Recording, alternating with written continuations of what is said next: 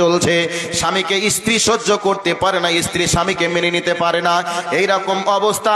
কিন্তু বিশ্ব নবী আমার বলছেন লান তারা মুতাহাব্বাইনি মিসলান নিকাহ, আল্লাহর নবী বলছেন আমার জীবনে এইরকম প্রেম ভালোবাসা দেখিনি যে এরকম প্রেম ভালোবাসা বিবাহ বন্ধনের মধ্যে লুকিয়ে রয়েছে। মানে স্ত্রী এবং স্বামীর মাঝে যে মিল মোহাম্মদ প্রেম ভালোবাসা আছে, রাতের অন্ধকারে বিপদে পড়ে যায় তাহলে ওই বিপদ থেকে উদ্ধার করা কোনো মানুষ তারা পায় না। রাতের অন্ধকারে মরুভূমির ভিতর দিয়ে যদি কোনো একটা প্রাণী এসে তাকে অ্যাটাক করে, ওই আল্লাহ রাব্বুল আলামিন বলছেন ওয়া আশিরাতুকুম, আমি আল্লাহ তোমার আত্মীয় স্বজন প্রতিবেশী বড় মহাব্বত স্বরূপ দান করেছি। এবার আল্লাহ পাক 6 নম্বরে বলছেন ওয়া আমওয়ালুন ইকতারাফতুমুহা, আল্লাহ রাব্বুল আলামিন বলছেন তোমার ধন সম্পদ তোমার কাছে বড় একটা। রাব্বুল আলামিন বলছেন ওয়া আমওয়ালুন ইকতারাফতুমুহা, আমি আল্লাহ তোমাদেরকে আল্লাহ পাক বলছে কোন সিজন চলছে ব্যবসায় যাওয়া যাবে না, এরকম কথা বলে এড়িয়ে যাওয়ার চেষ্টা করে আল্লাহ রাব্বুল আলামিন বলছেন ওয়াতিজারাতুন তাখশাউনা কাসাদাহা, আমি আল্লাহ তোমাকে তোমার জন্য বড় একটা মহাব্বতের। আমার ভাই আমার বন্ধুরা, বিদেশে কর্মসূত্রে বিদেশে চলে গেছেন, কর্মসূত্রে কাজ করছেন, চাকরি বাকরি করছেন, যখন আপনার ছুটি হয়ে যাবে, যখন আপনার ডিউটি শেষ হয়ে যাবে, আপনি বলুন না কেন যত দামি জায়গাতে থাকুন না কেন আপনার ওই দামি জায়গাটা আর ভালো লাগবে না। সেটা যদি এসি থাকে এবং সেই বাড়িটা যদি দোতলা টাইলস মার্বেল লাগানো থাকে, কিন্তু চাকরি শেষ, ডিউটি শেষ, কিন্তু আপনার ছোট্ট একটা ঝুপড়ি ঘর আছে, ওই ঘরে আসার জন্য মন টানবে কি টানবে না বলুন? টানবে। আল্লাহ রাব্বুল আলামিন বলছেন ওয়া মাসাকিনু তারজাউনাহা, আল্লাহ রাব্বুল আলামিন বলছে বান্দা আমি আল্লাহ তোমাকে বড় মহাব্বত স্বরূপ আমি তোমার বাড়িটা অট্টালিকাটা দান করেছি, এগুলি তোমরা সবাই তোমরা তোমাদের জন্য ভোগ করবে, আমার বাধা নেই, তোমরা ভোগ করবে, তোমাদের চাহিদা তোমরা পূরণ করবে, তোমরা চালিয়ে যাবে, আমার বাধা নেই। এবার আল্লাহ পাক বলছেন এটা 8টা তোমাকে ভোগ করার জন্য দিয়েছি, এবার আমি আল্লাহকে রাজি করার জন্য তোমাদেরকে 3টে ত্যাগ করতে হবে। এবার 3টের মধ্যে আল্লাহ পাক বলছেন আহাব্বা ইলাইকুম মিনাল্লাহি ওয়া রাসূলিহি ওয়া জিহাদিন ফি সাবিলিহি, আল্লাহ রাব্বুল আলামিন বলছেন 3টে তোমাদেরকে আমি আল্লাহকে রাজি করার জন্য তোমাদেরকে 3টে ত্যাগ করতে হবে রে। একটা আমি আল্লাহর মহাব্বত তোমার অন্তরে থাকতে হবে, 2 নম্বর হলো আমার নবীর ভালোবাসা তোমার অন্তরে থাকতে হবে, 3 নম্বর হলো আমার দ্বীনকে মানে মানুষের কাছে পৌঁছে দেওয়ার জন্য প্রাণান্তকর প্রচেষ্টা করতে হবে। এই 3টে বলার পরে আল্লাহ পাক বলছেন ফাতারাব্বাসু হাত্তা ইয়াতিয়াল্লাহু বিআমরিহি ওয়াল্লাহু লা ইয়াহদিল কওমাল ফাসিকিন। আল্লাহ কত চমৎকার দামি কথা এখানে বলেছেন, কতটা সতর্কমূলক একটা শব্দ তিনি প্রয়োগ করেছেন। আমি বক্তব্য রাখছি, আপনাদের সভাপতি আমার ডান দিকে যিনি বসে আছেন, আমার গালে এরকম চাটাস করে একটা চর লাগিয়ে দিল, এমতো অবস্থায় আমি স্টেজ থেকে নামছি যখন, তখন বলছি ঠিক আছে ঠিক আছে। আচ্ছা উনি মেরেছেন এটা ঠিক আছে এটা বলতে চাচ্ছি না আমার ভিতরে আরো কিছু আছে? মেরেছে এটা ঠিক করেছেন এটাকে আমি বোঝাতে চেয়েছি না, মানে আমি এটা বোঝাতে চেয়েছি আপনি যে মারলেন আপনার এরিয়াতে পেয়ে, তবে ঠিক আছে আমারও যদি সুযোগ কোনোদিন পেয়ে যায় আমি আপনাকে সুযোগ মতো সেই দিন আমি সুদে আসলে হিসাব করে নিব, এই ব্যাপারে আমি ওকে সতর্কমূলক বলেছি, ঠিক আছে। তো আল্লাহ পাক বলছেন শুনে রাখো, তোমাদেরকে 8টি মহাব্বত জিনিস দিয়েছি ভোগ করতে, তবে তিনটে আমি আল্লাহকে রাজি করার জন্য তিনটে ত্যাগ করতে বলেছি। তবে শুনে রাখো, আটটিকে পেয়ে যদি তিনটিকে ভুলে যাও তাহলে আমি আল্লাহ তোমাদেরকে হাত্তা ইয়াতিয়াল্লাহু বিআমরিহি ওয়াল্লাহু লা ইয়াহদিল কওমাল ফাসিকিন। আমি আল্লাহ পাকের পক্ষ থেকে তোমাদের উপরে শাস্তি আসবে, বিপদ আসবে, তোমাদেরকে পিটাবে, মারবে, কাটবে, পিস পিস করবে, তোমাদের বাঁচানোর কেউ থাকবে না। ভাই আচ্ছা, আমাদের ছেলেকে বেশি ভালো আমরা বাসি না আল্লাহকে বেশি ভালোবাসি? আমাদের ধন সম্পদের মায়া মমতা বেশি না রসুলের প্রতি মায়া মমতা বেশি? আমাদের ব্যবসা বিজনেসের প্রতি মহাব্বত বেশি না আমাদের দ্বীন ইসলামের প্রতি আমাদের মহাব্বত বেশি? একটু নিজেদের বিবেকের কাছে প্রশ্ন করে একটু দেখি তো, যে আমাদের ছেলে মেয়ের ভালোবাসা আমাদের অন্তরে বেশি না রসুলের মহাব্বত আমাদের অন্তরে বেশি? কোনটা? একটা আওয়াজ দেন তো ভাই, কোনটা?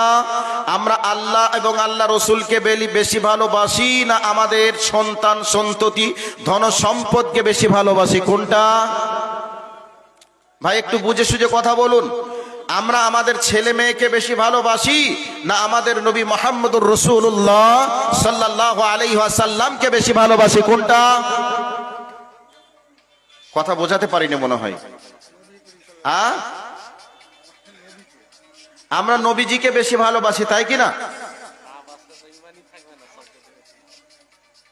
ঈমান থাকবে না থাকবে ও মাসালাটা আলাদা।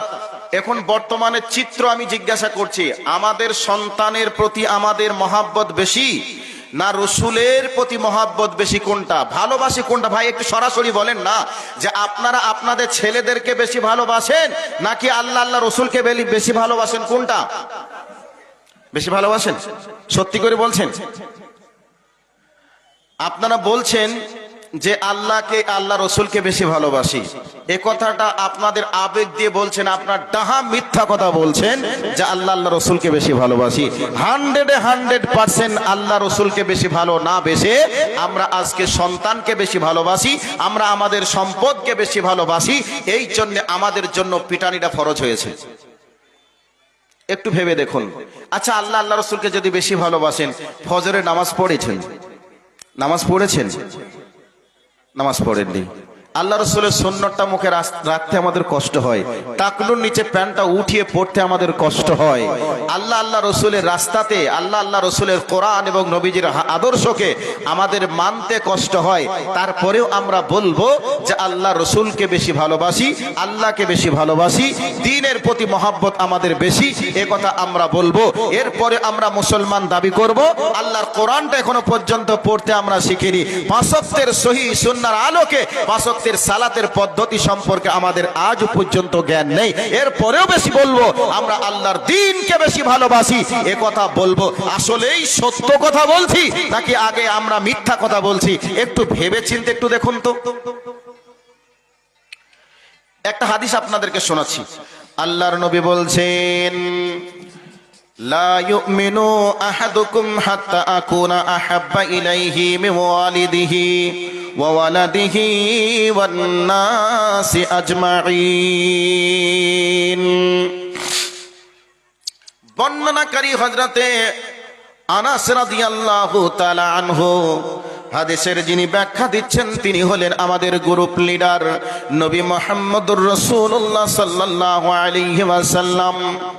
তিনি বলছেন, লা ইউমিনু আহাদুকুম হাত্তা আকুনা আহাব্বা ইলাইহি মিন ওয়ালিদিহি ওয়া ওয়ালাদিহি।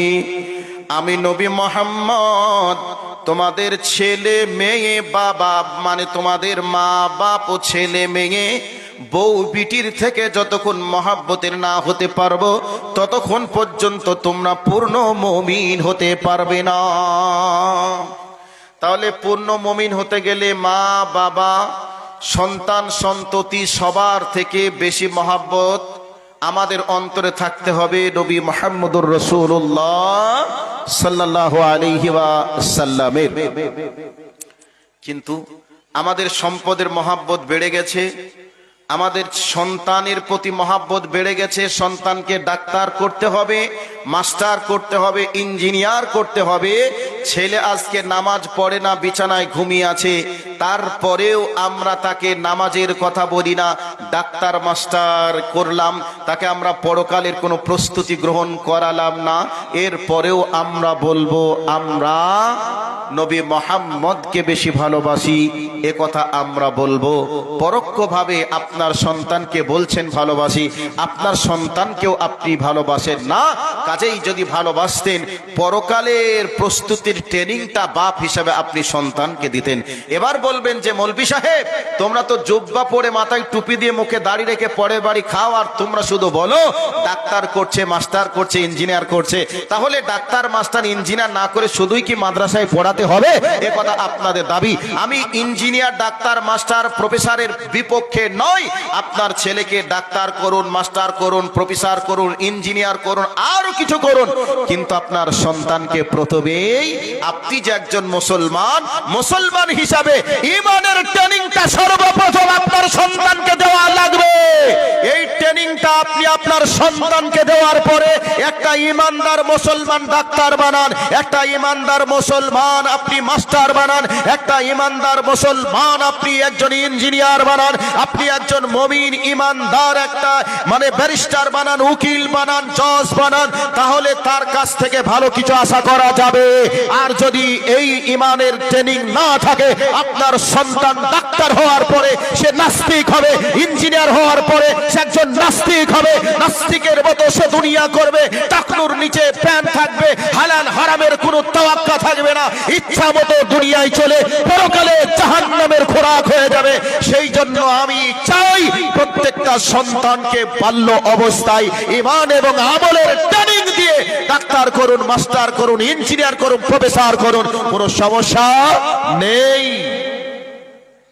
সম্মানিত উপস্থিতি, আমরা আমাদের সন্তানের ভালো চাইতে গিয়ে আমরা আমাদের সন্তানদেরকে জাহান্নামের আগুনের দিকে ঠেলে দিচ্ছি, আমরা নিজেও বুঝি না। যদি নিজেরা বুঝতাম, তাহলে কবরের ট্রেনিংটা আমাদের সন্তানকে আগে দেওয়ার চেষ্টা করতাম। কিন্তু আমরা ইংলিশ মিডিয়ামে ভর্তি করে দিলাম, সন্তান এখনো ঠিক মতো করে কথা বলতে জানে না, এরপরেও তাদেরকে ইংলিশ মিডিয়ামে দিয়ে দিলাম।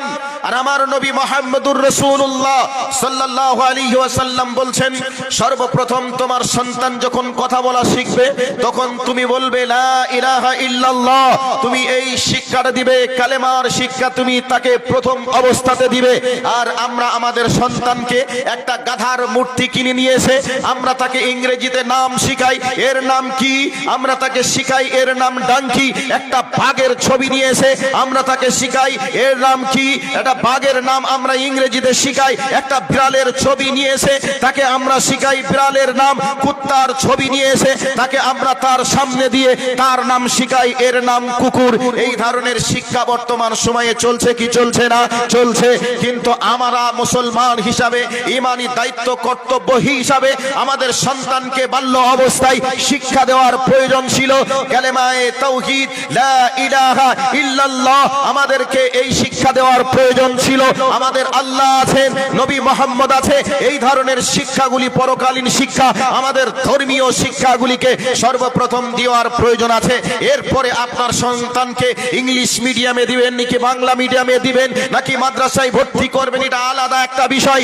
কিন্তু আমরা সন্তানের যদি ভবিষ্যৎ ভালো চাই, তাহলে আমরা তাদেরকে ঈমান এবং আমলের ট্রেনিংটা ফার্স্ট টাইমে দিয়ে তাদেরকে আমরা স্কুল, কলেজ, ইউনিভার্সিটিতে যে কোনো জায়গায় ভর্তি করে দিলে তারা ভবিষ্যতে আর নাস্তিক হবে না, দাঁড়িয়ে আর প্রস্রাব করবে না, মদের বোতল আর ধরবে না, বাবা মাকে আর অসম্মান করবে না, বাবা মাকে আর বৃদ্ধাশ্রমে রাখার চেষ্টা করবে না, বাবা মার সম্মান তারা করা শিখবে যদি বাল্য অবস্থায় তাদেরকে শিক্ষা দেওয়া হয়। যার কারণে আমি আপনাদেরকে বলছিলাম, নবী মুহাম্মদুর রাসূলুল্লাহ সাল্লাল্লাহু আলাইহি ওয়াসাল্লাম বলছেন, তোমরা ততক্ষণ পর্যন্ত পূর্ণ মুমিন হতে পারবে না যতক্ষণ তোমরা তোমাদের মা বাবা, সন্তান সন্ততি থেকেও আমি নবী মুহাম্মদের ভালোবাসা তোমাদের অন্তরে বেশি না থাকবে। কাজেই আমাদের সবার থেকে বেশি মহব্বত আল্লাহ এবং আল্লাহ রসুলের হওয়া লাগবে। এবার বলবেন আমরা তো আল্লাহ আল্লাহ রসুলকে বেশি ভালোবাসি, এ কথা অন্তরে বলি, কিন্তু আসল কথা হলো নবীজির আদর্শ তো আমাদের শরীরের ভিতরে নেই, টাকনোর নিচে এখনো প্যান্ট আছে। রসুলের সুন্নাতকে দিন রাত কুরবানি করছি। মনে করে নেন, আমাকে যদি কেউ ওই যে করণদিঘি বাজারে আমি নামলাম এমতো অবস্থায়, কোন একটা অমুসলিম ভাই আমার দাড়ি চিপে ধরে নিয়ে গিয়ে যদি আমার দাড়িটা কেটে দেয়, কোন মুসলমান দেখার পরে কি দাঁড়িয়ে থাকতে পারবে? দাঁড়িয়ে থাকতে পারবে না। তার শরীর টকবক টকবক করে রক্তগুলি ফুটতে শুরু করবে। সে বলবে মারা যায় যাব। রসুলের সুন্নাতকে কুরবানি করা হচ্ছে, রসুলের সুন্নাতকে নিয়ে টানাটানি করা হচ্ছে। অসম্ভব, আমি বেঁচে থাকতে আমি এটা হতে দেব না, দেব না, এই বলে সংগ্রাম করবে। অথচ আপনি প্রত্যেকটা দিন সেলুনে যাচ্ছেন, রসুলের সুন্নাতকে এইরকম ভাবে খুর দিয়ে কেটে পা দিয়ে চটকিয়ে একবারে ডাস্টবিনে ফেলছে, এরপরে প্রস্রাব পায়খানা নর্দমায় গিয়ে ফেলছে। আপনি কি একবারও ভেবেছেন রসুলের এই সুন্নাতের উপরে কি করে আপনি খুর চালাতে পারেন? অন্যের দাড়িতে হাত দিয়েছে, আপনার বিবেক বলবে আমি আর ধৈর্য ধরে থাকতে পারবো না, রসুলের সুন্নাতকে টানাটানি করছে, আমার শরীরে রক্ত থাকা পর্যন্ত আমি মানতে পারবো না। কিন্তু আপনি নিজেই তো প্রত্যেকটা দিন সকাল হচ্ছে এই অবস্থায় রসুলের সুন্নাতকে কুরবানি করছেন। একবার কি ভেবে দেখেছেন কার সুন্নাতে কাঁইচি ধরেছেন, কার সুন্নাতে খুর চালাচ্ছেন? একবার কি ভেবে দেখেছেন? আসলেই আমরা ভাবি নাই। আমরা আবেগ দিয়ে ধর্ম পালন করি, আর আবেগ দিয়ে আমরা বলি আল্লাহ আল্লাহ রসুলকে নিজের জীবনের থেকে বেশি মহাব্বত করি। এ কথা আবেগ ছাড়া আর কিছু নয়। এবার চলে আসুন, আল্লাহর নবীকে বেশি ভালোবাসতে হবে, তার দৃষ্টান্ত আপনাদেরকে দিচ্ছি। আল্লাহর নবী মুহাম্মদ সাল্লাল্লাহু আলাইহি ওয়াসাল্লাম বসে আছেন মত অবস্থায় হযরত ওমর আসলেন, এসে বলছেন ইয়া রাসূলুল্লাহ, ইয়া হাবিবাল্লাহ, আপনাকে আমি খুব ভালোবাসি। হযরত ওমরকে রাসূল জিজ্ঞাসা করলেন, ওমর রে, তুমি বলো বলো বলো, সর্বপ্রথম তুমি কাকে ভালোবাসো, তারপরে তুমি আমারে ভালোবাসো, তুমি বলো।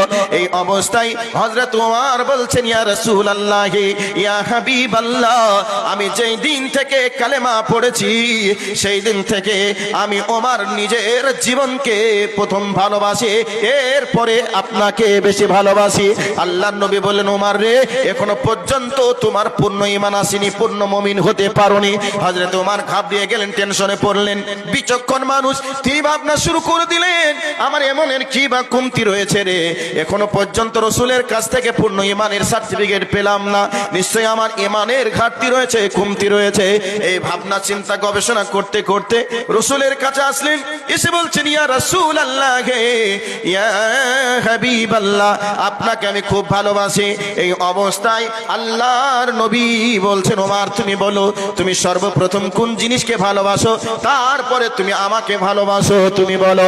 এই কথাটা শোনার পরে হযরত ওমর বলছেন ইয়া রাসূলুল্লাহ, ইয়া হাবিবাল্লাহ, যেই দিন থেকে আমি ওমর ঈমান নিয়ে এসেছি, ইসলাম কবুল করেছে, এই কলিজার ভিতরে সর্বপ্রথম আপনার ভালোবাসা বিদ্যমান রেখেছি, এরপরে আমার নিজের জীবনকে ভালোবেসেছি, এরপরে আমার সন্তান সন্ততি আদার্স তাদেরকে।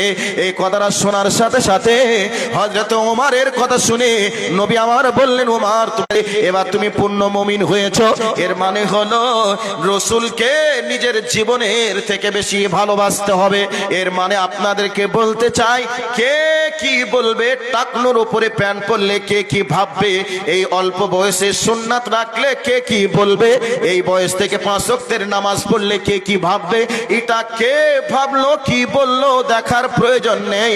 আমার আল্লাহ আমার রাসূল কি বলেছেন, এটাকে ভেবে চিন্তে রাসূলের আদর্শকে নিয়ে বাস্তবায়ন করার নাম হলো রাসূলকে ভালোবাসা। ভাইরা আমার, মনে মনে হচ্ছে যে কখন তুই নাম দিবে, বিরক্ত হয়ে গেলাম, তাড়াতাড়ি নাম, এইরকম ভাবনা চিন্তা অনেকে করছেন, তাই না ভাই? এরকম করছেন নাকি? মানুষ তার বক্তব্য কোরআন হাদিস দিয়ে শোনে না, মানুষ এখন গান শুনে।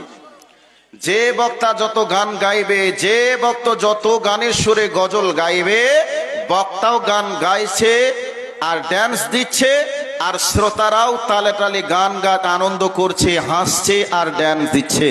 বক্তাও জানে না কি বলছে, আর শ্রোতাও জানছে না যে আমাকে কি বোঝাচ্ছে।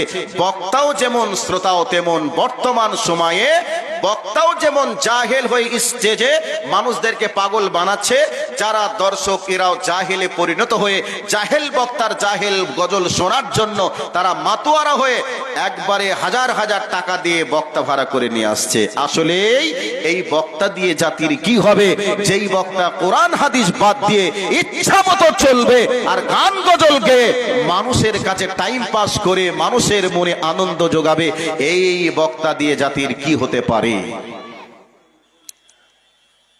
যাই হোক, এরপরে আমি কোরআনের আয়াতের দিকে যাচ্ছি। ভালো করে কান করে বক্তব্যের বিষয়টি শ্রবণ করার চেষ্টা করুন। আমি বলছিলাম মুমিন হতে গেলে কি করা লাগবে, এর পরের আয়াতে আসব।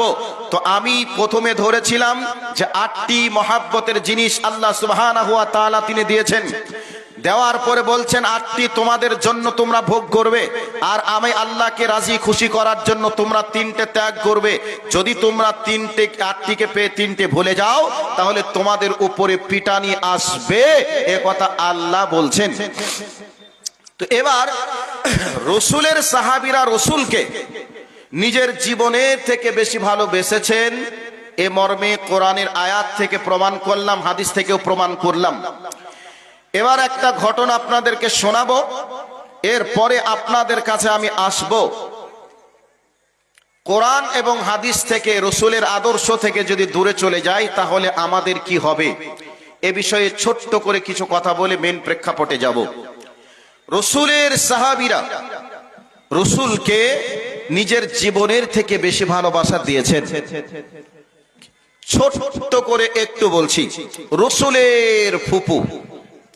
রসুলের ফুপু উহুদের যুদ্ধে গিয়েছেন রসুল সাল্লাল্লাহু আলাইহি ওয়াসাল্লাম, এবং রসুলের ফুফাতো ভাই, রসুলের ফুফা, এরা সবাই এসেছে যুদ্ধের ময়দানে। এবার ফার্স্ট টাইমে সংবাদ ছড়িয়ে পড়ল রসুল উহুদের যুদ্ধে শহীদ হয়ে গেছেন, মারা গেছেন। এই সংবাদটা শোনার সাথে সাথে মদিনার মানুষরা যেন দুঃখে পাগল পারা হয়ে গেল, কান্নার যেন রোল বইয়ে পড়ল। এই অবস্থায় রসুলের ফুফু সংবাদটা শুনে পাগলিনীর মতো ছুটতে শুরু করেছে উহুদের দিকে। একজন সাহাবীর সঙ্গে যুদ্ধ, একজন সাহাবীর সঙ্গে সাক্ষাৎ হলো। ও মহিলা, তুমি কোথায় যাও বলো। এই অবস্থায় বলছে আমি উহুদের দিকে যাই। মহিলাকে বলছে উহুদের দিকে গিয়ে আর কোনো লাভ নেই, তোমার স্বামী শহীদ হয়ে গেছে। এই সংবাদটা শোনার পরে রসুলের ফুফু বলছেন, কে শহীদ হয়েছে আমি শুনতে চাই না, তুমি বলো আমার নবী কেমন আছে, এই সংবাদটা তুমি আমারে দাও। এটা লিখে রাখুন কি বলছি। আবার সামনের দিকে ছুটতে শুরু করলেন, ছুটতে ছুটতে সামনে আবার একজনের সঙ্গে সাক্ষাৎ হলো। বলো তুমি কোথায় যাও। এই অবস্থায় মেয়েটি বলছেন আমি উহুদের ময়দানে যাচ্ছি। ওই ব্যক্তি বলছেন উহুদের ময়দানে গিয়ে আর কোনো লাভ নেই, তোমার 2জন কলিজার টুকরা নয়নের পুতুলি সন্তান যুদ্ধের ময়দানে গিয়েছিল, তোমার 2জন সন্তান শহীদ হয়ে গেছে। সংবাদটা শোনার পরে রসুলের ফুফু বলছেন, কে শহীদ হয়েছে শুনতে চাই না রে, জানতেও চাই না, বলো তাড়াতাড়ি করে আমার নবী কেমন আছে, সংবাদটা তুমি আমারে জানতে দাও। এই সংবাদটা শোনার পরে আবার সামনের দিকে ছুটতে শুরু করলেন। চতুর্দিকে সাহাবীরা রসুলকে যেন ঘিরাও করে রেখেছে, চতুর্দিক থেকে আল্লাহ রসুলকে যেন পাহারা দিয়ে রয়েছে। এমতো অবস্থায় রসুলের মাথার উপরে লোহার রসুলের মাথার টুপি, লোহার টুপি ভেঙে গিয়ে রসুলের এই কপালের উপরে লোহার টুপির বোঁটা ঢুকে গেছে, রক্ত ঝরছে। এদিকে দান্তান মোবারক শহীদ হয়ে গেছে, নবীজির শরীরটা যেন রক্তে রক্তিত হয়ে গেছে। আমার ভাই, আমার বন্ধুরা, যেই জায়গাতে রসুলের দান্তান মোবারক শহীদ হয়েছিল, যে জায়গায় রসুলের শরীর রক্তে রক্তিত হয়েছিল, ওই জায়গাতে যদি আপনি জীবনে কোনদিন হজ উমরা করতে গিয়ে যদি দেখেন আর রসুলের মহব্বত যদি আপনার কলিজায় থাকে, ওই জায়গাটা দেখবেন আর আপনার চোখের পানি দরদর করে বার হবে। আহারে এই জায়গাতে আমার রসুল দিনের কালেমার পতাকাকে নিয়ে এসেছিলেন, এই জায়গায় রসুলের দান্তান মোবারক শহীদ হয়েছিল আর রসুলের রক্ত এই জায়গার উপরে পড়েছিল। আমার রসুল এই জায়গায় শরীর থেকে রক্ত ঝরে ঝরে তিনি নিস্তেজ হয়ে পড়েছিলেন। এই রকম দৃশ্য আপনার মনের ভিতরে আসবে আর চোখের পানি ছেড়ে দিয়ে আপনার কান্না করতে মন চাইবে। আমার ভাই আমার বন্ধুরা, এই অবস্থায় রাসূল করিম সাল্লাল্লাহু আলাইহি ওয়াসাল্লামের আসলেন সাহাবীদের মাঝে। রাসূল সাল্লাল্লাহু আলাইহি দাও সংবাদটা নিলেন যে রাসূল এখনো পর্যন্ত বেঁচে আছে, তবে অসুস্থ অবস্থায় আছে। রাসূলকে দেখলেন, রাসূলের সঙ্গে কথা হলো, নবীজিকে জিজ্ঞাসা করলেন, হে নবী মুহাম্মদ তুমি কেমন আছো? যখন মুহাম্মদ সাল্লাল্লাহু আলাইহি সাল্লাম বললেন আলহামদুলিল্লাহ আল্লাহর রহমতে আমি ভালো আছি, এই কথা যখনই বললেন সাথে সাথে ওই মেয়েটা তখন বলছেন কে মারা গেছে, কে শহীদ? রাসূল যখন ওই উহুদের প্রান্তরে যুদ্ধ করে শরীর থেকে রক্ত ঝরে গেছে, এবার রসুল একটা জায়গাতে সাইড হয়ে কোন জায়গায় দাঁড়াবেন। এই জায়গায় একটা জায়গার নিচে থেকে উপরের দিকে উঠবে। এই উপরের দিকে হলো দিন ইসলামের জন্য প্রাণান্তকর প্রচেষ্টা চালাতে হবে। কি করে মানুষের কাছে দিন পৌঁছে যাবে? যেই মসজিদে মুসল্লি সংখ্যা কম আছে ওই জায়গায় গিয়ে মানুষগুলিকে দিনের কথা বুঝিয়ে বুঝিয়ে কত মার খাচ্ছে, আর আমার আল্লাহ আসমান থেকে তিনি নীরব দর্শকের ভূমিকা পালন করছে। আমার আল্লাহ কি সেই বদরের প্রান্তরে ফেরেশতা দিয়ে যেমন সাহায্য করেছিলেন, আজকের স্ত্রী তালাক হয়ে যাওয়ার পরে আপনাকে কেউ যদি মারে কাটে পিচ করে ওই ছবিটা উঠিয়ে ভিডিও বানিয়ে আপনার তালাক প্রাপ্ত স্ত্রীর মোবাইলে যদি ছেড়ে দেয়, তাহলে ওই দৃশ্য দেখে তার চোখে কি পানি আসবে? বলুন পানি আসবে? কৈফিয়ত লাগবে কি লাগবে না? লাগবে।